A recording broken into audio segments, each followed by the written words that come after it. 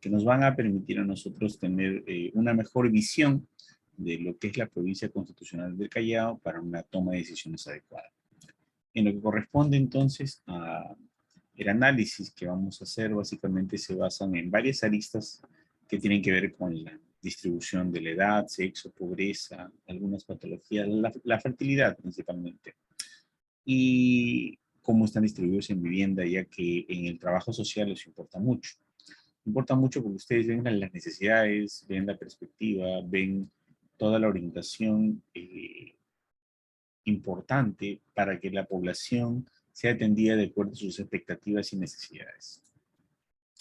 Bueno, entonces, según el Instituto Nacional de Estadística e Informática, más o menos ustedes son 1.200.000 habitantes.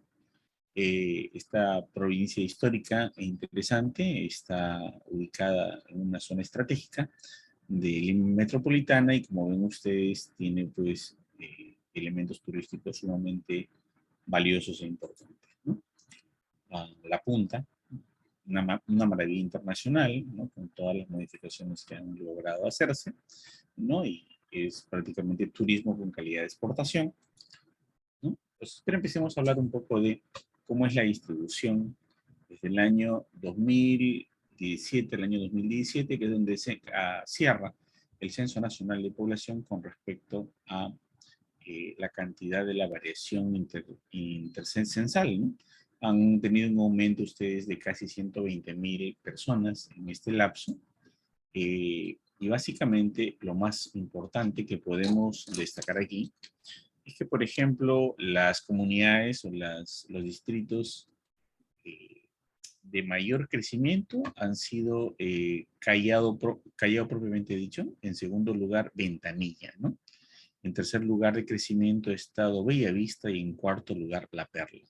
Como vemos la composición de todo el Callao, el 45% lo conforma Callao y el 31.7% de la población está centrada en la zona de Ventanilla.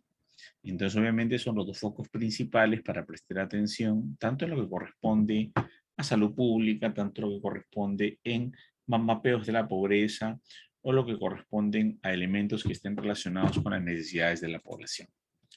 En cuanto a la pirámide poblacional, podemos identificar aquí que tanto hombres como mujeres tienen una equidistancia bastante importante. O sea que hay el mismo número de hombres y de mujeres. Sin embargo, la base de la pirámide se ha reducido. Eso quiere decir que hay menos niños. Hay menos niños y existen, obviamente ha habido un engrosamiento, ¿no? Y hay más adultos mayores y más personas mayores de 30 años de edad. Entonces eso implica que las políticas estén orientadas, obviamente, a incrementar los servicios a gente mayor de 30 años y sobre todo ensanchándose en la parte superior la senectud de 80 a más años debido al crecimiento de la tecnología, al desarrollo de la ciencia, a las mejoras en la prevención y los servicios de salud, a las vacunas mismas, obviamente hacen que la población mayor de los 80 años pues sea un grupo sumamente estratégico que está vinculado pues al hecho de una mejor calidad de prestación. Esto con el tiempo va a lograrse volverse un tubo y finalmente una inversión de la pirámide, ¿no? Donde el cono estaría abajo y la base estaría hacia arriba. Eso es lo que pasa con las comunidades europeas. Ya no vemos una pirámide poblacional como estudiábamos cuando estábamos en la universidad, ¿no? Que era una pirámide así. Ahora observamos casi un cilindro con una punta ensanchada, como si fuera un biberón, ¿no? Una mamila. Entonces, como ven ustedes aquí, obviamente hay que centrar la atención y las necesidades en este grupo que está ensanchándose, ¿no? Que está incrementando su posición. De acuerdo a la distribución por sexo, ¿no? E índice de masculinidad, nosotros vamos a poder observar cómo ha ido evolucionando en todos los años, ¿no? Menores de 1 año, de 1 a 4 años, la cantidad de personas con índice de masculinidad. El índice de masculinidad es la cantidad total de niños varones en comparación a la población total, ¿no? Entonces tenemos aquí 104.005 niños de menores de 1 año, 105.000 de 1 a 4 años, y como vemos, estos se van gostando, pero tenemos de 85 más años, 72.500 personas ubicadas en el espacio, ¿no? En el escenario de la provincia constitucional, lo cual quiere decir que estamos bastante parejo en las distribuciones de la población, cosa que era muy, muy distinta anteriormente debido a que teníamos pues una masa donde la población mayor de 85 años pues solo conformaba 4.491. La mayor cantidad de población estaba centrada entre los 10 años y los 45 años. Entonces obviamente esta redistribución ha ido cambiando y obviamente esto significa que van a haber cambios en las políticas y cambios en las necesidades. Con respecto a la población censal, censada por años censales, ¿no? Tenemos por grupos etarios ya, nos centramos aquí, de 0 a 14 años, tenemos 24.5% de este grupo etario, ¿no? De la población, es un grupo importante. De 15 a 64 años, 67% de toda la población. Y fíjense, de 65 más años, cómo ha ido creciendo o está bastante grande este grupo, ¿no? De 8.5%. Casi 10% de la población es mayor de 65 años, por lo cual pues implica las políticas del cuidado de la tercera edad y de la atención a la gente mayor, pues debe estar reorientado y debe de priorizarse de acuerdo a como lo están haciendo Europa y Estados Unidos, ¿no? Bueno, simplemente hay una diferencia, que los hombres conforman el 8.2% de la total porcentual por bloque, mientras que las mujeres conforman mayores de 65 años el 8.9% del total porcentual por bloque, ¿no? Otra cosa muy interesante es ver el lugar de nacimiento, donde nacieron aquellas personas que pertenecen a la provincia constitucional del Callao. Como vemos aquí, el 56.7% han nacido en el mismo Callao. En el mismo Callao. En otro departamento diferente del Callao, el 43.2%, ¿no? Esto es algo muy interesante porque 42.5% en otro departamento, y en este censo del cierre del 2017, todavía no tenemos otro censo, los que habían nacido en otro país era 0.8%. Esto quiere decir que ahora con la migración venezolana, esto de repente va a variar bastante. No tenemos todavía información a nivel del INEI con respecto a la migración venezolana y con respecto a la distribución del censo a nivel de población, con la conformación de la cantidad de venezolanos en el Perú. Existen algunas encuestas abiertas, existen informes migracionales, pero no existe pues una conformación a través de un censo nacional todavía, ¿no? Entonces todavía lo que tenemos son potenciales hipótesis.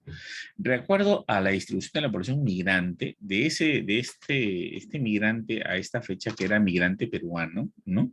Migrante peruano del 42.9%, del cual 42.7% era peruano. Fíjense que la mayor cantidad procedían de Lima Metropolitana, ¿no? De Lima Metropolitana. Entonces era la cantidad más grande de los que pues venían. Pero sin embargo, un grupo importante viene de Ancash. Fíjese que el 8.4% de la población del Callao viene de Ancash, son ancashinos. El 4.4% proceden de Cajamarca, el 4.3% vienen de la provincia de Junín. Esto es un dato muy importante, pero no desestimemos la cifra de los que vienen de Piura, que tenemos que 8.9% de los migrantes de el Callao son procedentes de la región Piura. Miren cómo esto que ocurrió en el 2007, cómo varió para el año 2017, porque en el año 2017 tenemos que el 81.6% de los que conforman el Callao venían de Lima.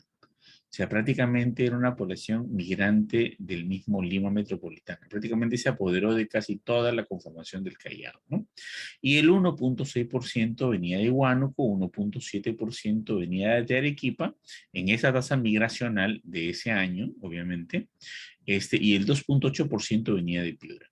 Entonces han ido variando un poco las tendencias, pero la gente de Lima está migrando bastante a la conformación de la población del Callao. De ese porcentaje que hemos dicho, 132.078 personas de la región Lima se van a vivir el Callao por razones muy interesantes, y 2.539 de población de Huancavelica y 2.714 personas que proceden de Arequipa. Entonces existe una migración bastante importante porque es un distrito pujante con muchas oportunidades de negocio, de empleo, de desarrollo y sobre todo de emprendimiento. Y el nivel del negocio del emprendimiento pues llama la atención y atrae las expectativas de diferentes escenarios, no solamente población migrante nacional, sino también internacional.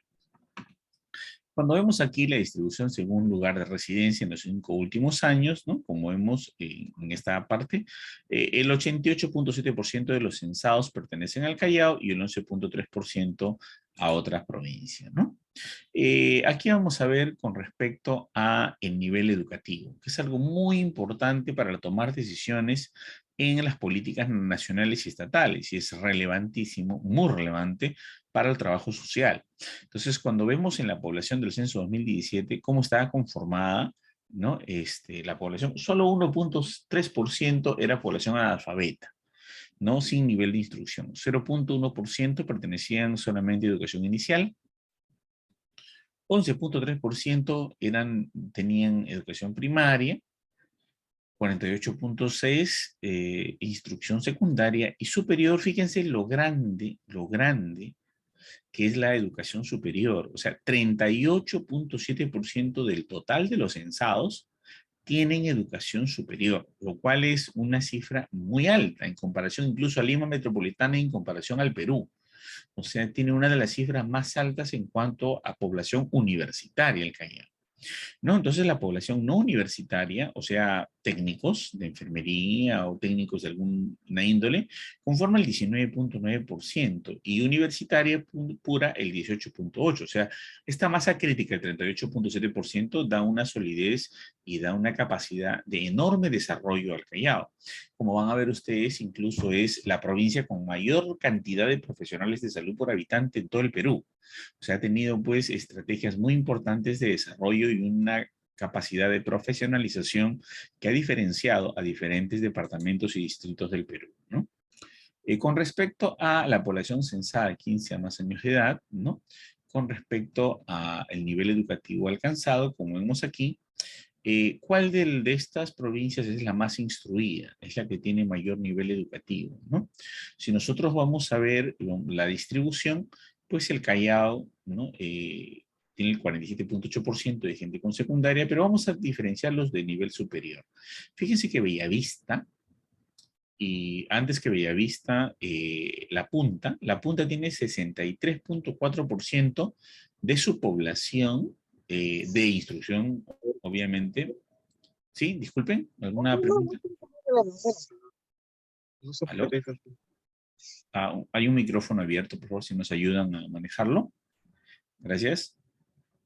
Habíamos dicho que el 63.4% de la población de La Punta, ¿no? De todo el nivel de instrucción, ¿no? Era de educación superior. O sea, quiere decir que es muy alto el nivel instructivo. Prácticamente La Punta es una ciudad universitaria, lo cual es increíble, es bastante alto en comparación al Perú. 54.3% de La Perla es población universitaria. 52.14% de la población de Bellavista es población universitaria. Y el Callao, 39.4%. O sea, quiere decir que de toda la masa crítica poblacional, gran parte de la población del Callao es universitaria. Y fíjense cuántos son los que tienen maestría y doctorado. La Punta tiene 6.1% de la población con maestría y doctorado, lo cual supera todas las tasas nacionales de todos los departamentos del Perú. O sea, estamos hablando que el Callao es una ciudad universitaria, una ciudad muy culta, o una provincia, mejor dicho, una provincia constitucional muy culta, muy instruida, muy educada, con altos niveles de profesionalización y con alto potencial de desarrollo, obviamente, porque donde existe la profesionalización, existe el desarrollo, ¿no? Mientras más educación y más profesionalización, mayor nivel de desarrollo, y solamente lo hacemos mirando, pues, lo que reporta el censo. Obviamente, estas cifras pueden haber variado, deben haber variado, y han variado para estos años debido a la migración venezolana. Con respecto a la población censada que no sabe leer ni escribir, todavía existe sí una población pequeña, ¿no? Que no sabe leer ni escribir, como habíamos dicho que es menos del 1%, ¿no? Y estos son en la totalidad 10.032 personas identificadas que no saben leer ni escribir, ¿no? De los cuales pues varones son 2.145 y mujeres 7.887. Como vemos esto, la gran mayoría de ellos de repente son adultos mayores o ancianos que no han logrado completar su expectativa educacional. Y eso pues nos da una cifra bastante baja. Diríamos que es una de las más bajas tasas de analfabetismo a nivel nacional también. Con respecto a la población censada de los que no saben leer ni escribir, ¿cómo distribuimos estos 10.032? ¿Dónde se encuentran ubicados? Pues como verán ustedes, la mayor cantidad se encuentran ubicados en Callao, y en segundo lugar en Ventanilla, ¿no? En Ventanilla, que está lleno de arenales, de pueblos jóvenes, de asentamientos humanos, tenemos todavía población migrante de repente, que ha tenido la condición de no haber optado por la posibilidad de una educación, ¿no? Entonces, Ventanilla y Callao, ¿no? Como vemos, Carmen de la Legua, Bellavista, La Perla, La Punta, casi no tiene estos niveles, ¿no? Si vamos a ver aquí respecto a la población censada con respecto a la autoidentificación étnica, recuerdan que fue un chiste, incluso lo tomaban a bromas, hicieron memes cuando hicieron en el bendito censo la famosa procedencia étnica, ¿no? Y colocaron varios tipos de raza afroamericana, ¿no? Entonces, y le colocaron raza incluso, ¿no? Entonces, la palabra raza se cambió y es una autoidentificación étnica, hubo todo un problema, pero aquí, mira, aquí está la agrupación, ¿no? Negro, moreno, sambo, mulato, pueblo afroperuano, afrodescendiente, etcétera, ¿no? Una población, ¿cómo se consideraban los del Callao? Fíjense acá. Recuerdo a la población de 12 a más años de edad, o sea, ya no estamos hablando de los niños, sino solamente cogemos 799.608 personas, y esto va a ser nuestro 100%. Vamos a ver quiénes se consideran, pues, etnia quechua, el 10.2%, ¿no?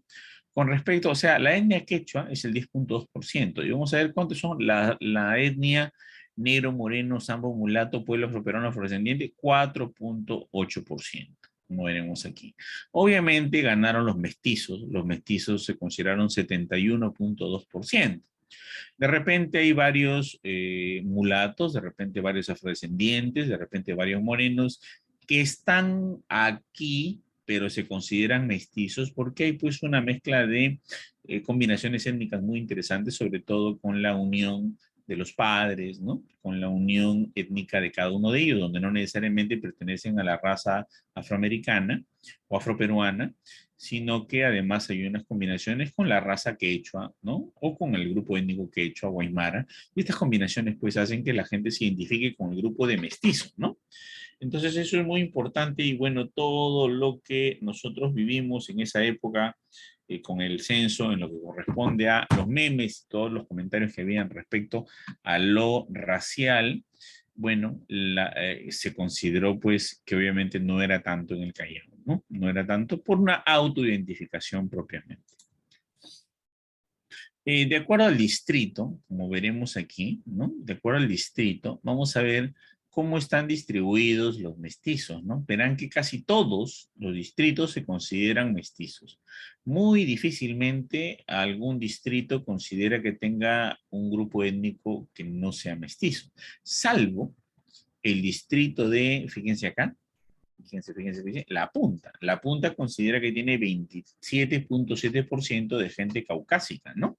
De gente de naturaleza blanca. Mientras que en cuanto a esta controversia de los afroperuanos, ¿no? Encontramos que casi todos tienen la misma proporción, menos La Punta, que solo considera tener 2% de afroperuanos, ¿no? Y los que más afroperuanos tendrían sería La Perla con 5.6%. En lo que corresponde a la población censada según Documento Nacional de Identidad por distrito, ¿no? ¿Quiénes no tienen DNI? Tenemos 6.378 personas en el Callao que no tienen DNI.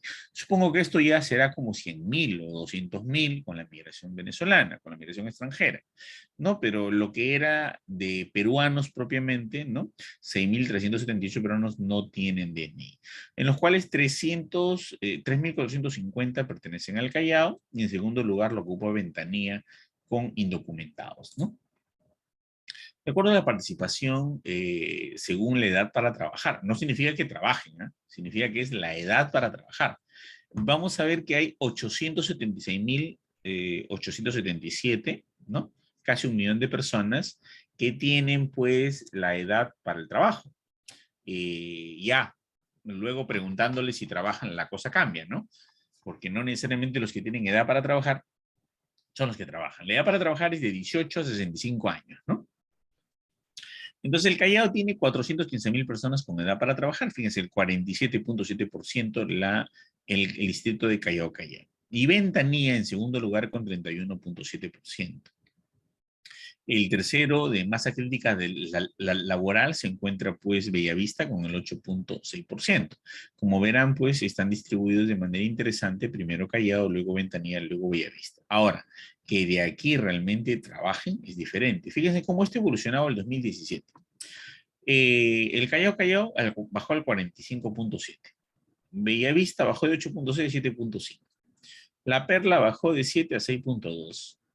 Y Ventanilla siempre se ha mantenido en 31.7. ¿Quién es el que ha aumentado la capacidad laboral o la capacidad de poder trabajar?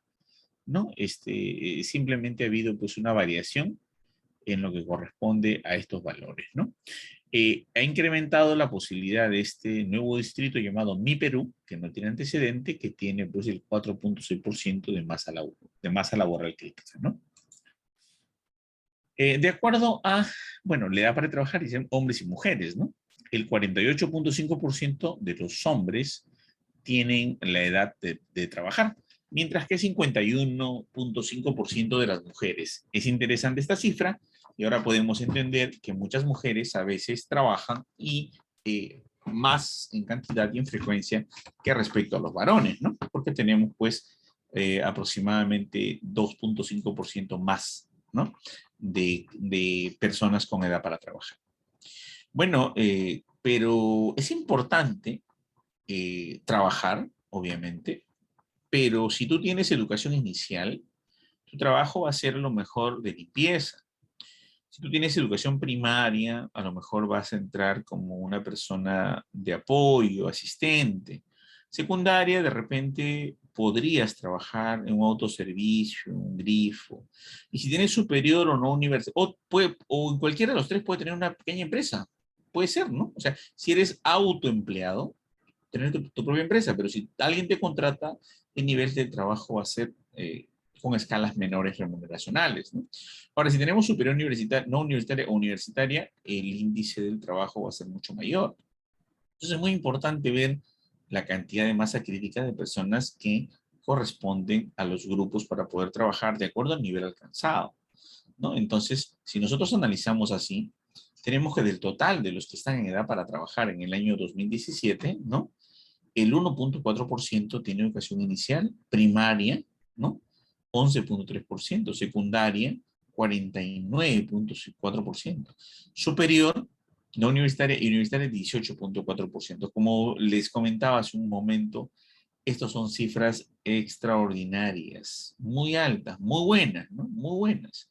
Sin embargo, hay algo que debemos rescatar y debemos preocuparnos, que la educación técnica ha bajado de prestigio. La superior no universitaria ha caído, y ha caído de manera estrepitosa, de 23.8% a 19.5%. O sea, se ha perdido 4.5% de técnicos. Quiere decir gente que estudie técnico de enfermería, técnico de rehabilitación, técnicos de automotriz, motocicletas, de ese tipo, ¿no? Y ha aumentado la gente de primaria, ¿no? Y esto implica pues algo muy preocupante, significa que hay gente que se ha quedado en la instrucción primaria, ¿no? Y no ha evolucionado a poder estudiar en otros niveles, ¿no? Entonces, este grupo de pérdida de técnicos es muy importante y preocupante respecto a lo que ha ocurrido acá, ¿no? Sin embargo, la cantidad profesional, como vemos, ha aumentado en un punto porcentual, ¿no? 18.3% en el 2007 a 18.4% la cantidad de profesionales que vienen de este, universidad sí se ha aumentado, pero los técnicos lamentablemente han bajado. De repente un grave desprestigio de las instituciones técnicas y la visión de volver universitarios a todos es lo que ha generado ese fenómeno, ¿no?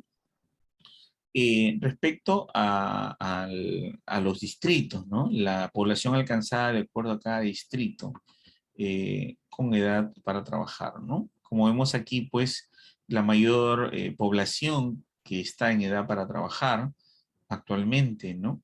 Con secundaria y universitaria y no universitaria van variando de la siguiente manera. Miren, voy a analizar solamente esta parte. El Callao tiene 20% de universitarios, ¿no? 19.8% de universitarios y 20 no universitarios. Mire, Bellavista está mucho más alto, ¿no? La Perla, 31.5% de universitarios. La Punta, 47.5% de universitarios, lo cual nos da pues una visión bastante interesante, ¿no? Con respecto a la profesionalización de un distrito completo casi, ¿no? Prácticamente podríamos decirle que es un distrito universitario. Con respecto a el estado civil y conyugal, esto es algo que se analiza mucho debido a la tasa de abandono, debido a la modernidad, debido a las condiciones políticas, debido a la visión de lo que es el machismo, el feminismo, de lo que es la religión, de lo que es la moda social y la adaptación social. Entonces vamos a ver cómo se distribuye. Miren, en el año 2007 había 22.5% de convivientes, hoy hay 23.5%, han aumentado los convivientes. Separados 4.4%, aumentados 4.6%. Los casados de 29.2% se han reducido a 26.4%, la gente ya no quiere casarse. Los viudos, ¿no? Han incrementado 3.4, 3.7. Los divorciados sí se han aumentado de 0.6 a 1.4. Y los solteros se han incrementado 39.9 a 40.2. La unión libre, ¿no? El Servinacuy, la unión libre, el hecho de tener una persona con la que estás pero no estás, ¿no? Durante varios años no hay nada serio, pero sales con ella, hay intimidad, hay una relación, pero o son enamorados o simplemente son amigos, ¿no? Que conviven. Esto es algo muy interesante porque las tasas de, como le digo, de convivencia han aumentado y de matrimonio se han reducido. Con respecto a las mujeres en edad fértil, miren, en cuanto a la distribución de mujeres en edad fértil, tenemos que de 15 hasta 49 años, ¿no? ¿Cómo se distribuyen? Entonces, la cantidad de mujeres en edad fértil, vamos a analizar en bruto, ¿no? La mayor son 249.680. De 15 a 49 años tenemos 40.800, ¿no? De 20 a 24, 41. 25, 29, 40. Es muy pareja la cifra hasta los 34 años. Esta es la masa crítica importante porque de 15 a 29 años son importantes en la capacidad reproductiva. Acá no hay muchas dificultades para la reproducción. De 30 a 34 años las dificultades empiezan, 35 a 49 la cosa se pone más grave, 40 a 44 ya se necesita terapia, 45 a 49 ya se necesita definitivamente IPSI o alguna otra alternativa. Entonces las mujeres en edad fértil, fíjense, todavía tenemos un bloque importante de mujeres con capacidad reproductiva de 120.000 mujeres, ¿no? Acá pues se reduce a menos de un tercio de la capacidad de ellas, ¿no? En cuanto a hijos nacidos vivos, sin embargo, ¿no? Vemos que a pesar de que este bloque es el de mayor capacidad reproductiva, de 15 a 19 ha reducido porque no hay adolescentes que se embaracen, está mucho menor esta cifra. De 20 a 24 tenemos una cifra importante de embarazos con nacidos vivos y de 25 a 29, 44.000 nacidos, ¿no?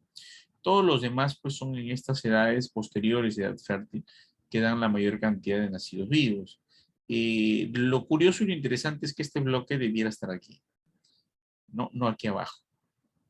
Pero la profesionalización, lo que le llaman en Europa el síndrome profesional, hace que las mujeres jóvenes no quieran embarazarse, no quieran procrear, ¿no? Y básicamente esto está centrado en el otro grupo.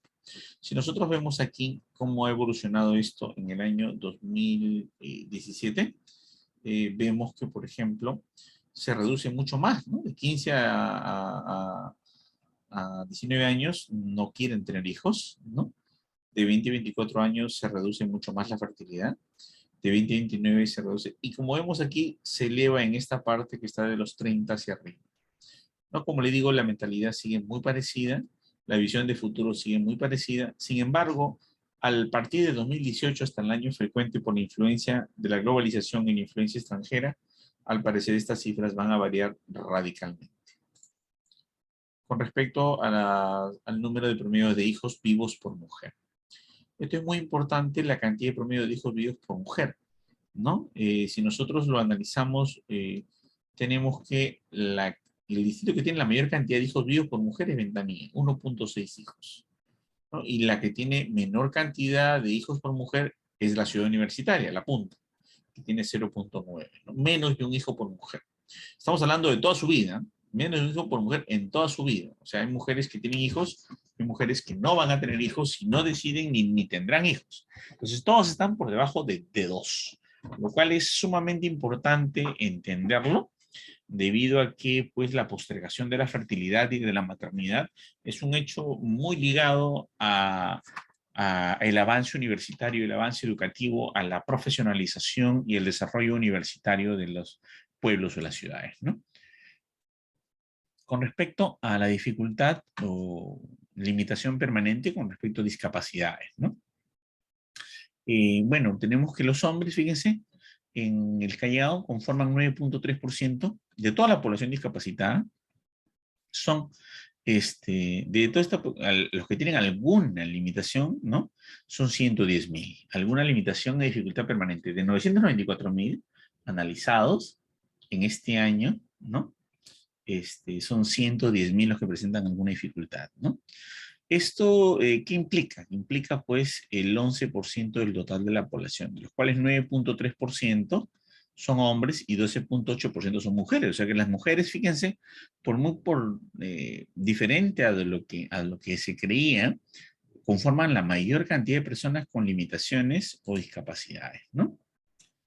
Bueno, con respecto a viviendas particulares, esto es muy importante porque esto indica desarrollo. El desarrollo está vinculado al hecho de la independencia y a la vivienda propia. Entonces, miren cómo ha evolucionado esto, ¿no? El 83.9% hoy, ¿no? En el censo del 2017, viven en casa independiente los censados. 12.4% en edificios, lo cual quiere decir que hay un nivel de desarrollo muy grande. Fíjense cómo ha evolucionado, ha reducido la casa independiente y ha aumentado la tasa de edificios. Pero siguen viviendo en quintas, aunque ha bajado un poco, ¿no? 2.1%. Vivienda de casa de vecindad, 1.1%, ha bajado bastante, ¿no? Vivienda improvisada, como chozas, asentamientos, casa de cartón, ¿no? De esas que habían en las invasiones de los 80, ha bajado a 0.4%, ¿no? Y local no destinado a la habitación humana, pues todavía existen a 0.1%. Pero esto ha sido una variación muy interesante, sobre todo porque nos refleja el índice de crecimiento de la compra de departamentos, ¿no? La compra de viviendas. Entonces, y esto sigue siendo alto, lo cual quiere decir que la capacidad de independencia que tienen en la provincia constitucional del Callao es muy interesante y muy alta. Con respecto a viviendas particulares y ocupantes presentes y abastecimiento de agua. Fíjense aquí, en el 2017, 78.5% tienen red pública o agua dentro de la vivienda. Miren que hace 10 años no había, ¿no? 63.7%, o sea, más del casi 15% de diferencia. Red pública fuera de la vivienda, pero dentro de la edificación, por ejemplo, en quintas de 5.5 ha subido a 9.7, ¿no? Pilón o pilote de uso público, ¿no? De 7.3 ha bajado a 6.5. Camión cisterna de 16.5 en los asentamientos humanos de Ventanilla, por ejemplo, esto ha bajado a 4.3 y el resto se mantiene parejo. Si vemos a las viviendas particulares, ¿no? Según disponibilidad de servicio higiénico, o sea, contar con desagüe, agua, lo cual es muy importante para la prevención de las enfermedades, Es muy importante para evitar el desarrollo de pandemias, desarrollo de endemias. Por ejemplo, ¿qué ocurriría si nosotros tenemos, ¿cómo se llama?, problemas con respecto al saneamiento público, saneamiento ambiental, ¿no?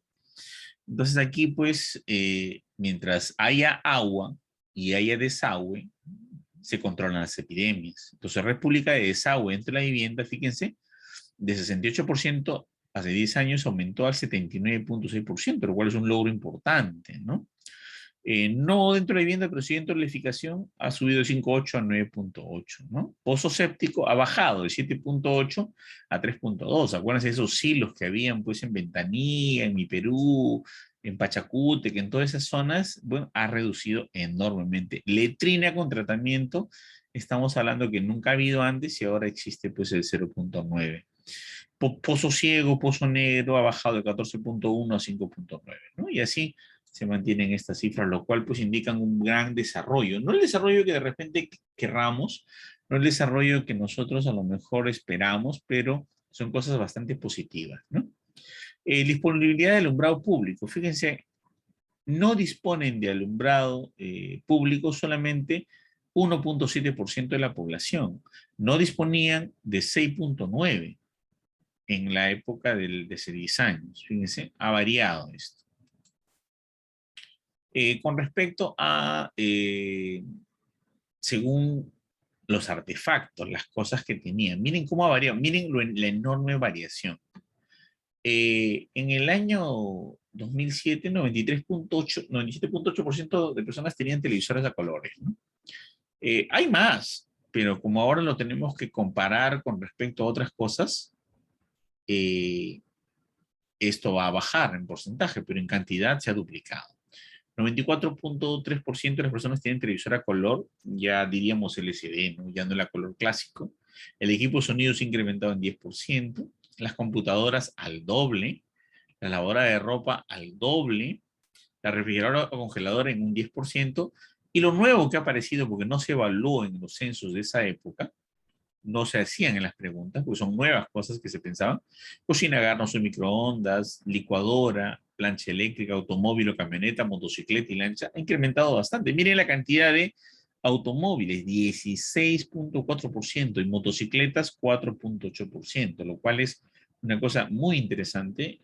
Hubiera sido muy interesante también ver cuánto había antes, pero no se preguntó en el censo correspondiente. Respecto a ocupantes presentes con información y comunicación, lo que era el teléfono fijo antiguamente, ¿no? Pues imagínense, antiguamente la gente tenía teléfono fijo más, 109.393. Hoy día ha bajado en 6.000, ¿no? Si lo vamos eso a llevar al porcentaje, ¿no? Ha reducido en 5.7%. El celular se ha incrementado en 79.3%. La conexión de televisor o cable se ha incrementado en 136%. La conexión a Internet se ha incrementado en 415%. Y bueno, eso es lo que nosotros hemos obtenido, ¿no? O sea, realmente se ha usado más redes de comunicación en la actualidad que jamás antes. Con respecto a la energía combustible, ¿no? La electricidad, ¿no? Esos combustibles que usan para la cocina, para la cocina del alimento, 4.5% de la población usa electricidad, 86% balón de gas, gas natural 8.6%. Hay gente que todavía usa carbón 0.8%, leña 2.2% y no cocinan, no compran su comida en el restaurante 2.3%. En Europa, por ejemplo, esto es muy importante porque esta capacidad de comprar su comida afuera es del 71%, ¿no? Entonces acá tenemos 2.3%. Mientras más gente hay aquí que no cocina, habrá pues mayor desarrollo económico, ¿no? Todavía estamos en 2.3, hay años luz para poder llegar a las tasas internacionales. Esto es muy importante para ver la densidad de los trabajadores de salud por 10.000 habitantes. Fíjense acá, la cantidad de trabajadores de salud por cada 10.000 habitantes es altísima en el Callao, ¿no? Acá tenemos médicos, enfermeras y otros profesionales. Es la más alta del Perú. le gana a todas las otras, a todos los otros, digamos, departamentos en cuanto a la distribución de trabajadores por jugador, ¿no? Y eso es muy importante porque implica que pues hay una muy buena atención, ¿no? Ya que Apurímac era un lugar muy pobre, se mandó tantos recursos, pero tantos recursos que ahora tiene bastantes trabajadores de salud por 10.000 habitantes, le sigue Tacna, Moquegua, Arequipa, Ayacucho y finalmente Lima. Estos son por priorización nacional, se abrieron contratos CAS, se abrieron licitaciones, serums pagados, mucho incentivo a estos lugares, estos departamentos pobres, y bueno, se lograron tener un gran impacto en la distribución de cantidad de trabajadores por departamentos, ¿no? Entonces hay que ver las cifras para conocer la realidad en la que estamos, ¿no? Lima no es el primero, por si acaso. El Callao es el primero.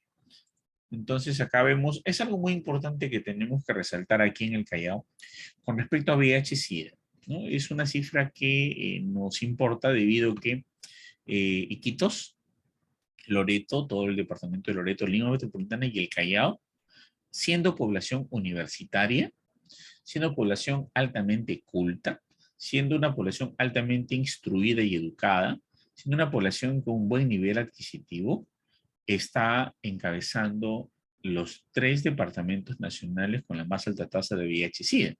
Con el nivel de culturización, de educación, de nivel universitario que tiene el Callao, que está por encima de todos los departamentos del Perú, la cifra de VIH-Sida debiera ser más baja, ¿no?